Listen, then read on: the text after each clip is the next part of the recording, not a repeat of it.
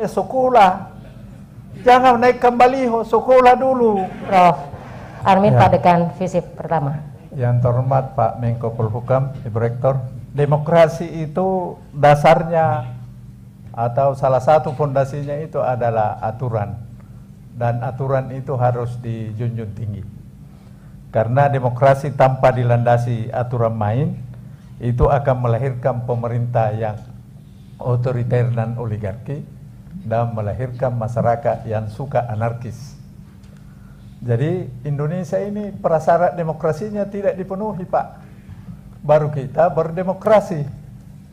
Karena prasyarat demokrasi itu minimal 4, itu equality, menghargai aturan main, bertoleransi terhadap perbedaan, dan kelas menengah yang kuat, ekonominya yang kuat.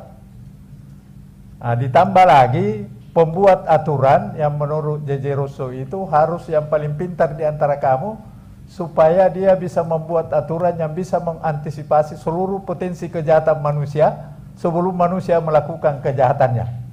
Persoalannya pembuat aturan kita DPR, DPRD, DPR RI, syaratnya itu hanya tamatan SMA, Pak. Termasuk Presiden Republik Indonesia, tamatan SMA atau sederajat. Jadi syarat pendidikan yang merupakan saringan, itu saringan bocor, Pak. Karena sampah juga bisa masuk. Karena tamatan SMA atau sederajat itu bisa pakai A, pakai B, dan pakai C. Kalau itu yang menjadi anggota dewan berarti tidak pernah sekolah. Itulah yang dipercayakan membuat aturan main.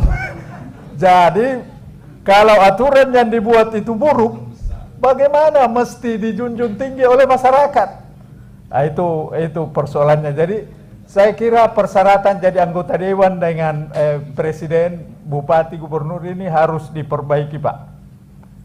Jadi kalau mau jadi pemerintah ya sekolah, jangan naikkan baliho, sekolah dulu. Nah, ini yang kedua. Voting memang pilihan terakhir dalam demokrasi. Saya setuju itu, karena memang tidak mungkin semua orang sepakat karena kepentingan yang berbeda-beda. Persoalannya, apakah orang yang memvoting ini berangkat dari Pancasila, yaitu hikmah kebijaksanaan dalam permusyawaratan perwakilan? Karena banyak anggota DPR bukan hikmah kebijaksanaan, Pak, tapi hikmah keuangan. Baru bermusyawarah. Akhirnya lahirlah aturan-aturan yang melahirkan diktator mayoritas. Mayoritas memaksakan kehendaknya kepada minoritas, dan minoritas harus tunduk dan patuh pada aturan yang dia tidak setujui. Karena itu salah satu ketidakadilan yang sangat vulgar dalam demokrasi adalah kita harus tunduk dan patuh pada peraturan yang kita tidak pernah ditanya apakah kau setuju dengan peraturan itu atau tidak. Itu ketidakadilan yang sangat vulgar yang tidak pernah diperhatikan oleh pemerintah. Nah, ini penting dijadikan sebagai bahan renungan kita bersama. Kemudian saya setuju. Bisa dipersingkat, Prof. Oh, singkat.